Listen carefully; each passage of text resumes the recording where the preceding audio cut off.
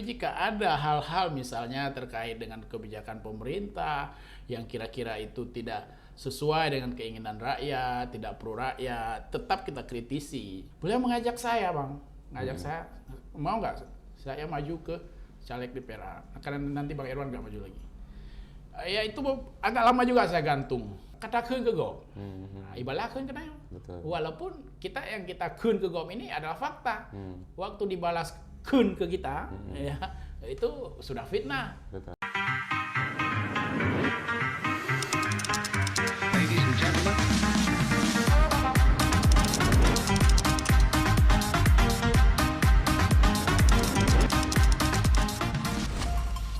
Assalamualaikum warahmatullahi wabarakatuh. Saudaraku sebangsa dan setanah, jumpa kembali dengan saya Hendro Sakti dalam program acara Hasbi Hendro Sakti Bicara.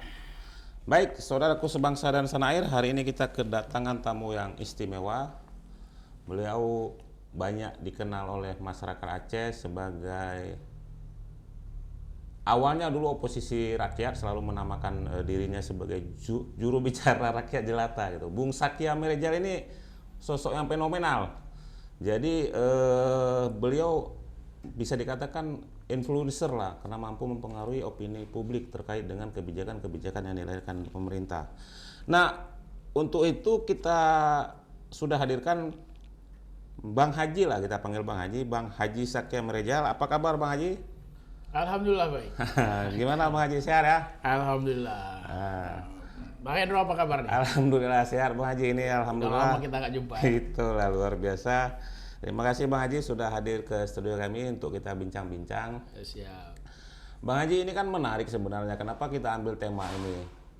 Selama ini kan masyarakat rakyat mengenal Bang Haji juru bicaranya rakyat jelata gitu. Tapi ketika Bang Haji kemudian mengambil pilihan untuk kemudian naik menjadi anggota legislatif, itu seperti apa istihad politik Bang Haji pikirkan? Iya, sekarang baru sebatas mungkin mencalonkan diri. Mencalonkan diri. Tetapi bukan berarti kita meninggalkan yang lama. Ya, artinya berbagai hal yang selama ini kita kritisi, kita jalan terus. Soal pencalegan, prosesnya kita ikuti, tapi jika ada hal-hal misalnya terkait dengan kebijakan pemerintah yang kira-kira itu tidak sesuai dengan keinginan rakyat, tidak pro rakyat, tetap kita kritisi. Jadi bukan berarti meninggalkan jalur lama yang telah kita jalani selama beberapa tahun ini. Ketika mencalonkan diri, kita seakan-akan sudah meninggalkan, tidak lagi menyuarakan berbagai isu ya terkait kepentingan publik, terkait dengan kebijakan publik begitu. Nah, Bang Haji kan kerap menamakan dirinya sebagai juru bicara rakyat jelata. Nah, itu dari mana muncul ke ide? Iya, memang banyak yang komplain juga. Kok apa rakyat jelata? Kok naik mobil katanya?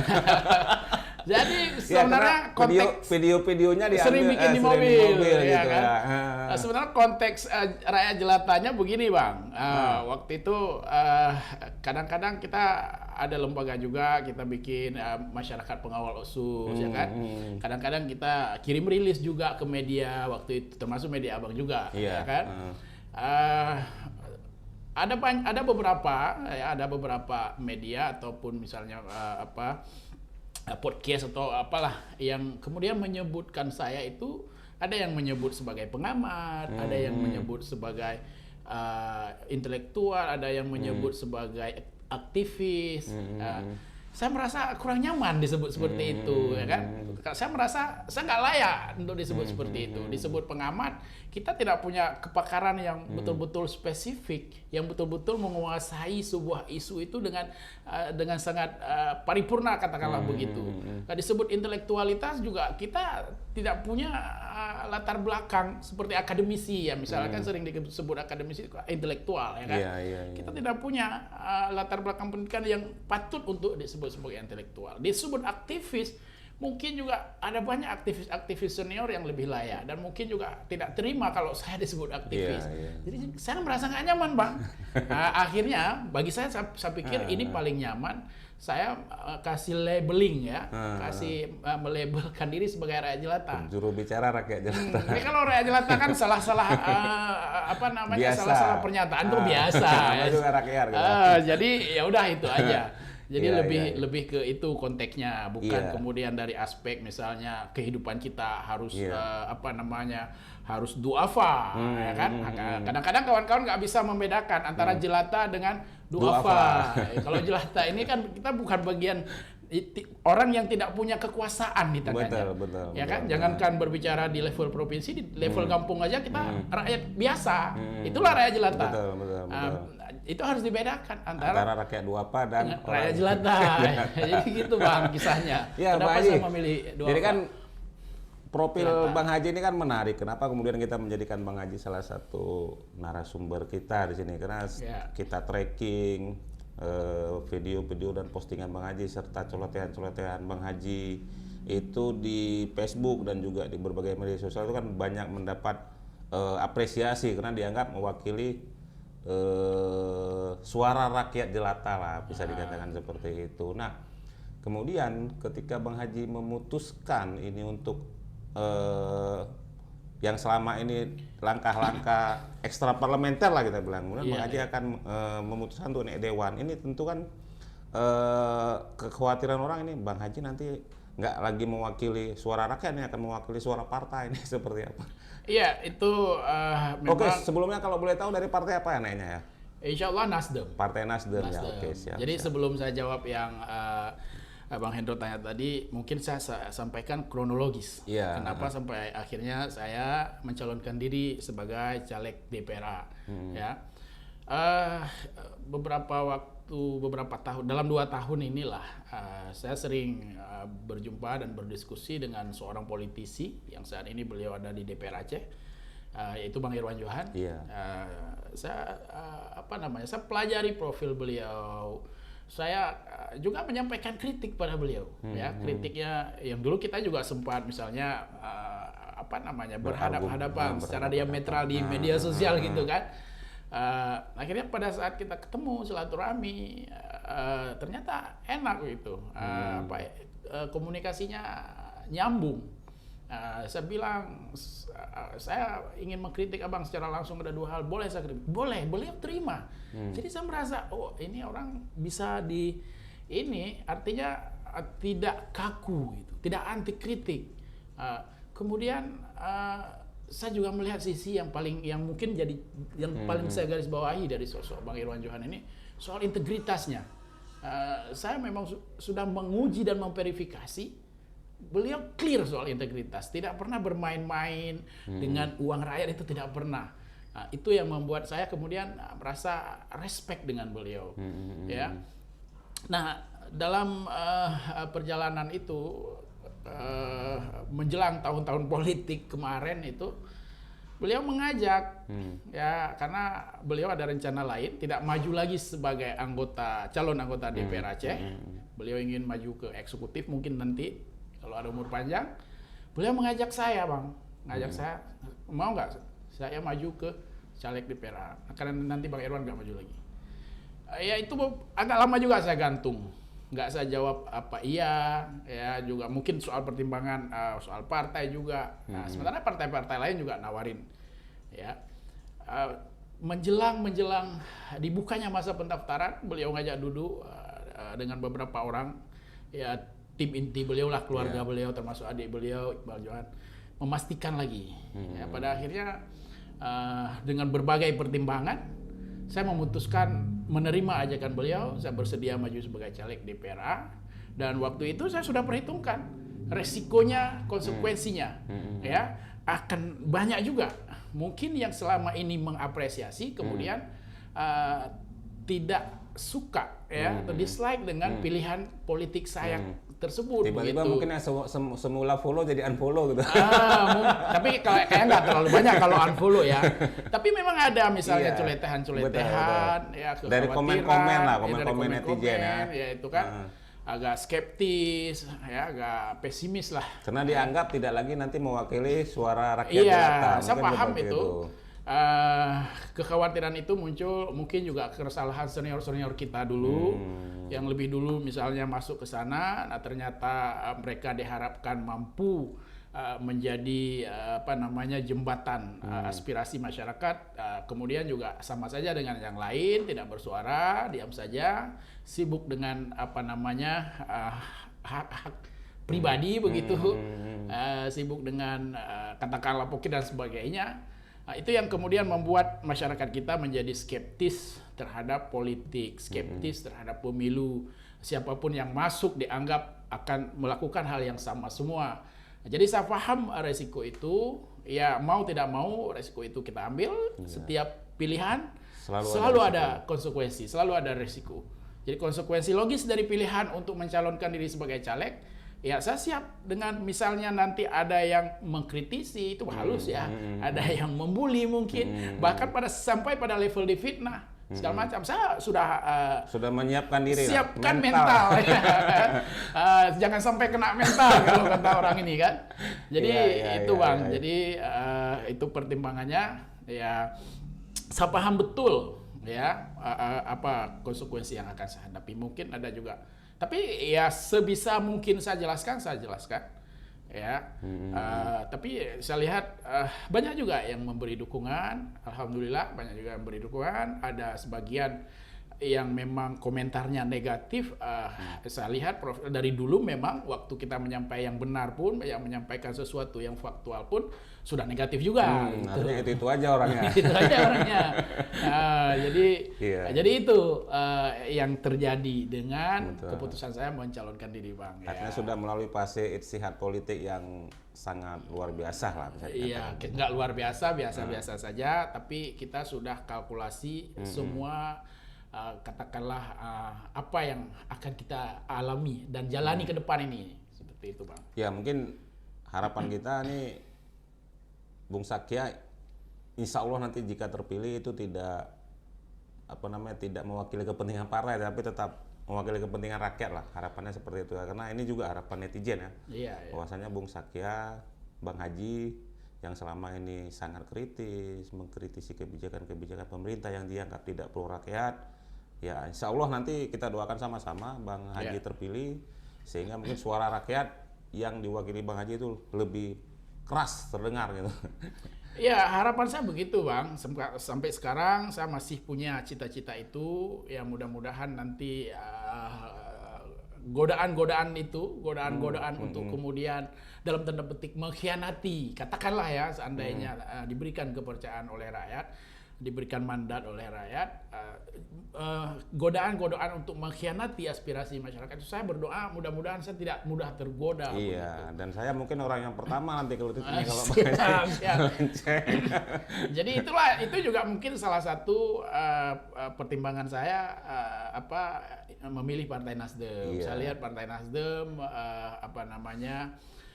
agak lumayan memberi ruang kepada kader-kadernya di pemerintahan, di legislatif untuk bersuara begitu. Ya banyak kita lihat misalnya, dan mungkin juga karena Partai Nasdem punya jargon tanpa mahar, ya kan. Ya walaupun mungkin ada oknum-oknum yang terlibat dengan hal seperti itu, tapi itu kan bukan kebijakan partai. Kalau kita lihat Pak Surya Paloh, putra Aceh yang mendirikan Nasdem dan membesarkan Nasdem, beliau selalu menggaungkan untuk tidak mempraktikkan politik transaksional. Ya baru-baru ini saya sempat berdiskusi dengan beliau hampir 1 jam dengan Pak Surya Paloh langsung. Ngomong apa dengan beliau? Yang Bang Haji sampaikan ke Pak SBY kemarin apa? Iya, saya sampaikan soal Pak Surya, kita untuk nasional mungkin kita punya Pak Anies, ya sebagai dalam tanda petik jualan kita, sebagai yang akan menimbulkan efek untuk membuat Nasdem ini dipilih semakin efek elektoralnya, efek elektoral dari capres begitu. Nah, untuk lokal bagaimana? Boleh nggak isu-isu lokal terkait dengan kepentingan Aceh ini itu kita jual juga kepada masyarakat? Apakah Nasdem jika misalnya kader-kadernya menyampaikan berkomitmen untuk katakanlah membangun Aceh, apakah Pak Surya membolehkan, mengizinkan tidak? Dan misalnya nanti rakyat memberikan kepercayaan kepada kader-kader Nasdem di Aceh, Nasdem siap nggak untuk mewujudkan itu? Oh silakan, itu justru yang saya inginkan, kata dia. Justru saya ingin, jangan melihat seakan-akan kekuasaan itu segala-galanya, kata beliau. Kita perlu kekuasaan itu justru sebagai alat, sebagai jalan untuk agar bagaimana Partai Nasdem ini bermanfaat kepada rakyat, mampu terlibat mengambil kebijakan-kebijakan yang menguntungkan rakyat. Itu kata beliau. Kita tidak selalu berbicara kekuasaan, kita harus tunjukkan bahwa kehadiran kita membawa manfaat kepada rakyat. Itu kata beliau. Ya, jadi saya meyakini Nasdem akan membuka ruang kepada kadernya, katakanlah misalnya ada nanti di parlemen, untuk tetap bersuara lantang menyampaikan aspirasi masyarakat. Nah, tidak akan gara-gara misalnya menyampaikan dan berada di pihak yang mendukung kepentingan rakyat, kemudian akan di PAW misalnya. Di PAW misalnya, atau dikasih peringatan keras. Saya meyakini itu tidak. Kalau misalnya sampai itu terjadi, ya saya pikir tidak ada dosanya juga kalau kita tidak ikut perintah partai. Betul. Iya kan? Betul. Jadi publik bisa melihat. Saya pikir Nasdem nggak berani lah melawan pilihan masyarakat, ya, keinginan rakyat. Saya tidak yakin ya berani untuk berhadapan berbeda dengan keinginan rakyat. Ya, dan rakyat juga nggak perlu pesimis bahwa Bang Haji akan merubah stylenya sebagai seorang pengkritis. Saya pikir Bang justru ya sebenarnya cuman ya kadang-kadang mungkin anggota dewan kita selama ini lupa dengan hal itu. Seharusnya ya seorang anggota legislatif itu ya itu harus lebih berani bersuara. Kalau di luar berani bersuara ya ada ancaman UU ITE dan sebagainya kan. Di dalam itu seharusnya lebih berani lagi. Karena mereka punya hak impunitas. Hak imunitas yang tidak dimiliki oleh masyarakat biasa. Begitu. Rakyat jelata nggak punya hak untuk itu. Nggak punya. Kapan aja bisa ditangkap kalau misalnya menyampaikan hal-hal yang sifatnya hoax, yang sifatnya fitnah. Tapi alhamdulillah selama ini kita menjaga itu, Bang. Mungkin Dewanya lagi banyak sakit gigi kali makanya. Iya, itu lupa kalau mereka punya hak imunitas. Dan sebenarnya mereka ya dewan-dewan kita semua itu mulai DPRK, DPRA, DPR RI, DPD RI digaji ya, dan diberi berbagai fasilitas oleh rakyat, disuruh berbicara. Dewan itu kan tugasnya berbicara, menyampaikan segala aspirasi dan kepentingan rakyat. Memang aneh kalau kita lihat sekarang dewan kita, Bang. Bagi-bagi sembako, ya kan? Ya, antar bantuan untuk korban bencana. Ya kan? Itu kan tugas dinas sosial, bukan tugas anggota dewan. Betul. Bagi-bagi bibit ikan, bagi-bagi bibit pertanian. Udah jadi lembaga eksekutif.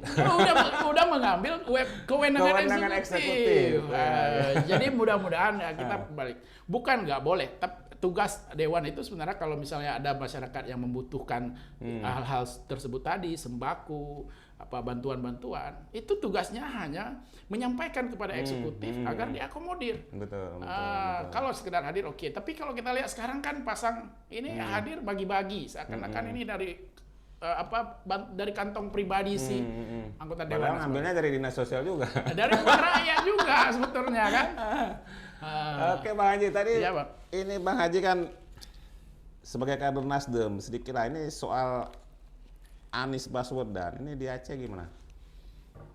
Iya, kalau kita lihat ya, kalau kita potret ya gambaran dari suara masyarakat, pandangan masyarakat, alhamdulillah saat ini Pak Anies mayoritas rakyat Aceh arahnya ke Pak Anies gitu.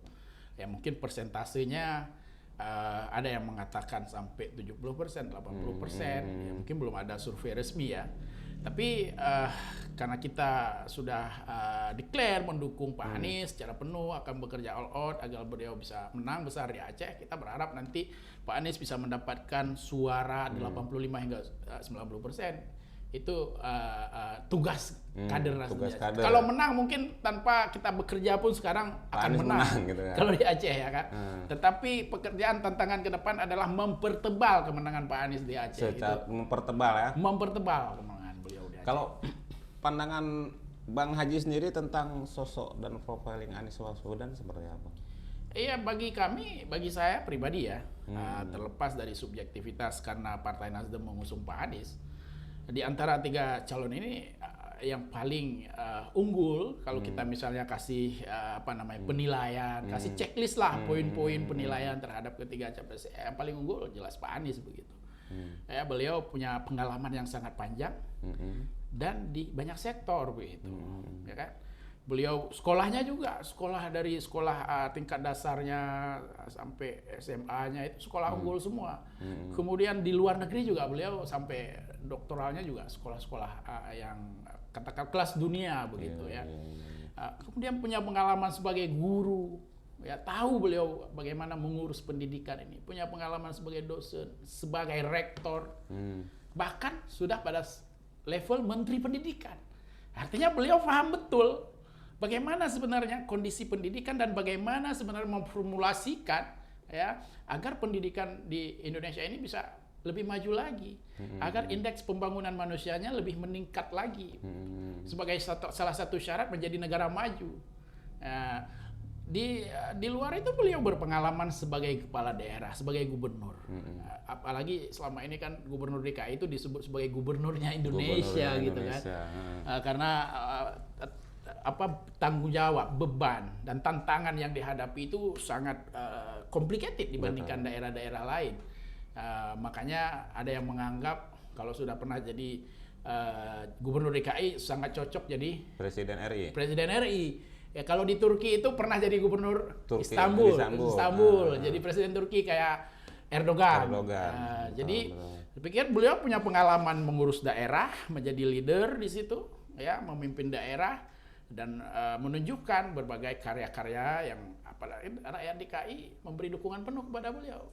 Dan DKI Jakarta, kota Jakarta diakui dunia. Selama beliau memimpin itu ada banyak sekali perubahan. Ya, jadi saya pikir sangat profil beliau itu sangat lengkap lah.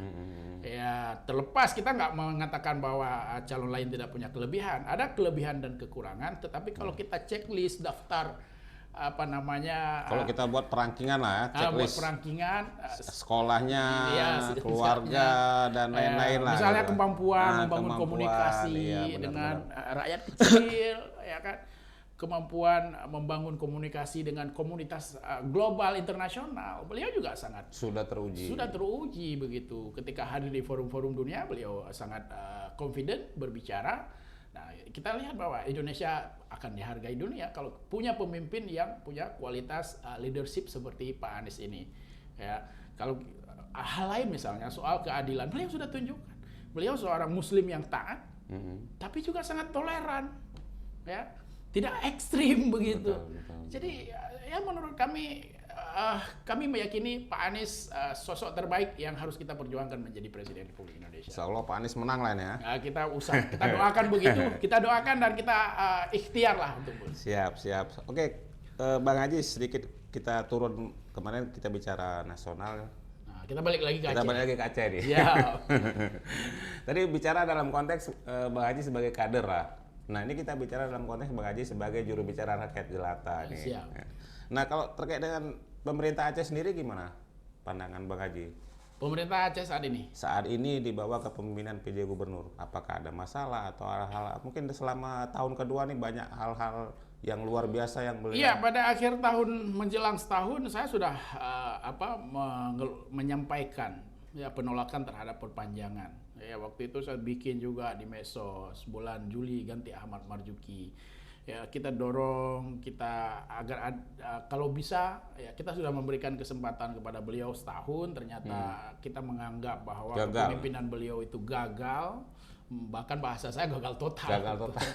Dan berharap pemerintah pusat memberikan kesempatan itu kepada putra Aceh sendiri yang mungkin lebih mengenal ya berbagai persoalan, berbagai dinamika dan kultur dan kearifan lokal yang ada di Aceh. Tapi harapan kita kan tidak terwujud. Pada akhirnya pemerintah pusat memutuskan melanjutkan, memperpanjang masa jabatan Bapak Ahmad Marzuki ini. Ya, saya pikir begini ya, Bang ya. Setahun kita sudah evaluasi, ya. Ini adalah di masa kedua. Ya, mungkin kita berikan waktu kepada beliau untuk gagal lagi. Dengan bukan gagal. Kita mau lihat nih. Ada banyak demo, ada banyak pernyataan, ada banyak penolakan dari rakyat Aceh. Harapan kita itu jadi catatan penting buat beliau untuk apa? Untuk memperbaiki kinerjanya begitu, ya kan? Walaupun ada tanda-tandanya nggak? Ya kalau Bang Haji lihat mungkin ada tanda-tanda bahwa beliau belum lahir tanda-tanda yang kita harapkan bahwa ini adalah bagian dari upaya memperbaiki kinerja itu belum lahir, Bang. Misalnya sekarang ini ada problem apa misalnya di tengah masyarakat. Di Aceh Utara itu seringkali saya dihubungi di DM, di inbox, di WA oleh masyarakat Aceh Utara itu ada satu proyek strategis nasional namanya pembangunan daerah irigasi Krumpase yang sudah mangkrak hampir 3 tahun. Dan selama proyek ini mangkrak, masyarakat petani di 9 kecamatan yang ada di Aceh Utara itu tidak bisa turun ke sawah. Artinya kan ini terdampak terhadap kehidupan mereka, sumber pendapatan tidak ada, ya kan? Tapi sampai sekarang misalnya kita nggak pernah melihat ini gubernur berbicara soal ini. Tidak pernah melihat PJ Gubernur turun untuk meninjau dan melihat langsung kondisi kehidupan masyarakat, khususnya para petani di 9 kecamatan itu nggak pernah. Padahal itu proyek strategis nasional. Nggak ada yang memberikan perhatian serius, ya, termasuk pemerintah Aceh. Ya, DPR Aceh juga nggak ada yang bersuara, saya lihat. Terus seringkali saya mendengar keluhan soal gas 3 kg. Masyarakat itu di pangkalan harus antri. Sudah antri kadang-kadang habis. Tapi di kios-kios ada tersedia yang harus ditebus dengan harga mahal. Di persoalan ini yang sudah bertahun mungkin, ini juga PJ Gubernur, pemerintah Aceh itu tidak hadir untuk bagaimana mencari solusi agar persoalan ini bisa diselesaikan. Tidak ada lagi kasihan juga kalau kita lihat itu di mana-mana depan pangkalan emak-emak tuh selalu antri berjam-jam, nanti ada yang nggak dapat. Ya, padahal kita Aceh daerah penghasil gas, begitu. Sementara provinsi-provinsi lain yang tidak menghasilkan gas, masyarakatnya bisa menebus gas 3 kg itu hanya dengan harga 18.000. Ini kan sebuah ironi. Ya kan, kasihan masyarakat Aceh. Kenapa PJ Gubernur dan pemerintah Aceh ini tidak hadir menyelesaikan persoalan ini? Begitu juga dengan misalnya persoalan pupuk subsidi itu sering juga. Pupuk subsidi yang seharusnya dinikmati oleh petani kecil sekarang ini seringkali diselundupkan ke perkebunan-perkebunan perusahaan-perusahaan besar begitu. Ya, ini hak rakyat itu juga tidak tidak pernah dibicarakan. Kalaupun rakyat menembusnya dengan harga mahal, itu pupuk subsidi jenis NPK itu harganya kan sekitar 112.500 ya. Itu sekarang di pasaran itu pernah kita temui harganya hampir 175.000, 180.000. Ya itulah kira-kira, Bang, ada persoalan itu seharusnya itu kan nggak butuh anggaran kan. Betul. Kalau kebijakan itu mau diambil, misalnya kayak keluarkan SI atau pergub lah. Kalau yang dikeluarkan surat edaran justru yang bukan masalah rakyat gitu kan. Bukan masalah, justru menimbulkan masalah baru bagi rakyat kan. Pembatasan warung kopi. Padahal ada banyak persoalan-persoalan rakyat lain yang lebih urgen, lebih urgen, tapi tidak. Pemerintah Aceh di bawah beliau nggak ngerti kali nggak masalah itu. Tapi beliau punya bawahannya banyak, punya dinas teknis, SKPA, punya tim kerja juga, digaji juga pakai uang rakyat. Kok mereka nggak kasih tahu beliau begitu? Ada banyak hal-hal lain yang sebenarnya lebih menyangkut hajat hidup rakyat ini tidak menjadi atensi beliau. Itu yang membuat saya merasa bahwa sampai sekarang belum ada tanda-tanda akan ada perubahan kebijakan ke arah yang lebih baik. Itu, Bang, kalau ditanya terkait dengan kinerja pemerintah Aceh. Tapi kan tadi Bang Haji mengatakan bahwa kita berikan kesempatan lah di tahun kita kedua. Berikan kesempatan itu. Nah, tapi memang ini baru berapa lama? Baru sebulan. Enggak, yang sejak Juli. Juli sekarang Agustus 1 bulan baru. 1 bulan. Nanti kita 3 bulan lah kita evaluasi. Ya, kalau memang 3 bulan betul-betul masih seperti tahun kemarin, ya kita kritik lagi dengan keras, dengan lantang. Hak kita kan sebagai rakyat itu hak demokrasi, hak konstitusi kita masyarakat, ya. karena beliau juga digaji dengan uang rakyat, diberikan berbagai fasilitas dari uang rakyat, dikasih mobil dinas mewah, rumah dinas mewah, mungkin fasilitas-fasilitas termasuk juga saya lihat untuk pakaian dinasnya itu anggaran di DPA 2023 itu 200 juta Bang. Pakaian dinas gubernur. Gubernur, ya. Ada lagi tambahan 100 juta untuk pakaian keluarga gubernur. Jadi kan sudah sangat mewah itu. Ya, Pakaian 200 juta. ya mungkin taruhlah mungkin 10 set. Kalau 10 set pun 20 juta nggak sampai lah. Baju-baju dinas itu sampai nggak 20 juta, nggak sampai lah. Ya, tapi mungkin itu buatan Armani kali nggak? Wallahu alam lah, ya kan? Artinya gini, Dirancang fasilitas dan hak yang diberikan kepada beliau itu sudah sangat apa namanya? Luar biasa. Sudah sangat luar biasa. Sangat mewah lah. Sudah sangat mewah. Nah, sekarang bagaimana kemudian beliau membalas itu dengan melaksanakan kewajiban beliau? Karena bukan hanya menerima hak. Ketika menerima hak tentu ada kewajiban. Nah, kewajibannya bagaimana mengurus rakyat Aceh ini sebaik mungkin. Itu harapan daripada seluruh rakyat Aceh. Ya, kenapa kemudian ada penolakan? Karena di tahun pertama beliau gagal mengurus rakyat. Harapannya karena dilanjutkan, ya beliau sekarang coba memberi perhatian serius terhadap masalah-masalah rakyat, termasuk yang kita sebutkan tadi itu, Bang. Iya. Tapi masih optimis lah bahwa beliau akan berubah ya. Karena begini, Bang, kita mau pesimis, Bang. Ya, tidak ada juga pergantian. Betul. Mau tidak mau kan PJ Gubernur Aceh itu sampai tahun depan, ya kan, sampai SK yang Sampai beliau SK pegang berakhir. sekarang masih beliau. Pada siapa kita harus menyampaikan? Ya kan tidak mungkin menyampaikan pada orang lain. Setuju. Jadi tetap walaupun awalnya sebelumnya kita tolak beliau, tapi ketika sudah ditetapkan gubernur kita ya beliau. Betul. Artinya mau tidak mau berbagai persoalan rakyat itu harus kita sampaikan kepada beliau untuk mengurusnya. Kita ingatkan beliau ada banyak persoalan-persoalan di tengah masyarakat yang harus diselesaikan. Saya pikir itu. Siap, Bang Haji. Iya. Kembali lagi kepada tema kita. Pencalekan. Enggak, bukan soal pencalekan. Bang Haji kan selama ini kan selalu memberikan kritikan lewat postingan-postingan baik itu video atau itu ada nggak yang mungkin hal yang menarik yang itu merupakan yang netizen sampaikan, mungkin ada netizen yang nggak bisa bersuara tapi menyampaikannya lewat Bang Haji itu ada nggak? Banyak Bang, banyak. Bisa dicontohkan? DM, misalnya contohnya yang sekarang sering juga saya terima itu soal beasiswa anak yatim. Itu banyak sekali saya terima itu, bahkan kadang lagi live itu juga ada yang komen begitu, ada yang typing komen, Bang bagaimana nih beasiswa anak yatim sampai sekarang belum cair begitu. Itu mereka kirim karena katanya biasanya beasiswa anak yatim yang sudah diplot di APBA itu dibayar 4 kali kalau tidak salah. Jadi bulan 3 sekali, bulan 6 sekali, nanti sampai akhir tahun. Nah, tapi untuk tahun ini belum dibayar satu sekalipun. Jadi masyarakat yang mungkin ya punya keluarga anak yatim, penerima manfaatnya itu merasa kok aneh tahun ini kok beasiswa anak yatim belum masuk gitu, belum cair. Itu disampaikan, itu contohnya. Termasuk juga soal gas 3 kilo banyak yang sampaikan. Kemudian juga harga komoditi, Bang tolong suarakan harga pinang kami sekarang 3.000. Kami nggak bisa untuk memenuhi kebutuhan sehari-hari dalam kondisi sulit begitu. Begitu juga tadi yang soal yang daerah irigasi Kunpasya itu saya dikirim, ada yang kirim gambar, kirim. Artinya sangat banyak sekali problematika yang dihadapi rakyat ya. Banyak sekali Bang. Dan pemerintah nggak hadir untuk menjawab. Itu yang membuat kita masih terus mengkritik begitu ya. Bukan karena misalnya kita nggak cari salah begitu, ya bukan kita cari kesalahannya, tapi memang ada problem yang tidak ditangani oleh pemerintah, yang tidak diberikan atensi serius untuk diselesaikan.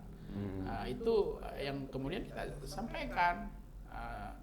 Jadi itu Bang, banyak sekali itu pengaduan masyarakat, termasuk juga mungkin ada yang sifatnya bukan kepentingan publik, lebih ke kepentingan pribadi, urusan dizolimi oleh atasan dan sebagainya. Tapi kalau sifatnya ranah pribadi saya tidak sampai tulis di medsos lah begitu ya kan. Artinya banyak sekali ya yang menyampaikan banyak. ke Ada Bang juga Haji. yang mungkin dianggap karena sebagai kanal suara rakyat lah. betul, bahkan ada misalnya kasih informasi mungkin karena nggak suka sama seseorang, kasih informasi biar kita serang pihak yang tidak disukai itu. Saya tidak mau menjadi agen of balas dendam orang lain. Banyak sekali itu, Bang.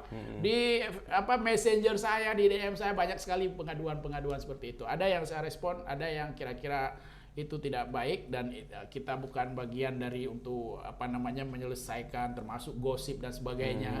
Nah, itu kita nggak urus. Yang seharusnya itu rakyat menyampaikannya kepada pemerintah. Iya, pemerintah memberikan ruang dan saluran. Ya karena mungkin yang seharusnya yang secara konstitusional saluran yang harus disampaikan itu kepada DPR Aceh misalnya, kepada pemerintah Aceh, macet kepada juga. DPR macet. Terakhir ke Bang Haji. Iya, akhirnya sebagian menyampaikan ke saya gitu. Ya, perasaan Bang Haji sendiri sebagai orang yang dianggap ya bisa kita katakan selebritis lah, maksudnya selebgram. Maksudnya lebih kepada influencer lah. Itu perasaan Bang Haji gimana? Saya tidak pernah merasakan sebagai influencer, merasakan memposisikan diri sebagai selebgram. Tapi kan netizen memposisikan itu gitu. Iya, tapi saya selalu berjumpa dengan siapa saja yang nyamperin saya. Enggak, saya justru biasa saja. Saya gitu. ketemu orang-orang yang nggak kenal gitu. Orang-orang nggak kenal nyamperin, saya perlakukan mereka seperti kawan lama begitu. Iya. Siap Bang, yuk Bang, apa kabar lu? Kita tetap cair. Bahkan dengan orang-orang yang mungkin pernah kita serang gitu ya kan. Pejabat-pejabat saya biasa aja, saya datang salaman. Banyak juga itu pejabat misalnya ketemunya di tempat kenduri.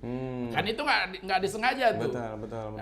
Saya nggak akan menghindar. Saya datang salaman. Ada yang banyak umumnya karena kita duluan datang salaman, beliau akhirnya kan cair juga. Jadi itu yang pendekatan saya begitu, Bang. Yang kita kritisi itu kebijakan-kebijakannya dalam kapasitas dia sebagai pejabat, tapi sebagai individu saya tetap silaturahminya kita nggak putuskan begitu. Kalau dalam semacam ada ancaman teror terkait dengan sikap dan ini kritik, tidak pernah yang misalnya teror terbuka, ancaman terbuka itu tidak pernah. Itu hanya akun-akun palsu saja, fake ya, akun-akun fake itu aja, misalnya nakut-nakutin bla bla bla. Tapi itu saya tidak anggap itu. Dan saya tidak pernah blokir orang juga nggak pernah, biarin aja mau komen apapun ya terserah lah. Ya, saya pikir kita mungkin ya kritik saya kepada pejabat yang mungkin kadang-kadang juga keras gitu, terlalu agak kalau didengar orang mungkin merasa ini sangat. Ada yang menganggap tidak pantas, ya kan? Saya anggap, ya kita katakan ke gom. Ibaratkan kena. Walaupun kita kun ke gom ini adalah fakta. Waktu dibalas kun ke kita, ya itu sudah fitnah. Betul. Tapi saya anggap itulah konsekuensi. Konsekuensi sebagai juru bicara rakyat jelata. Dari bersuara lantang itu tadi, Bang.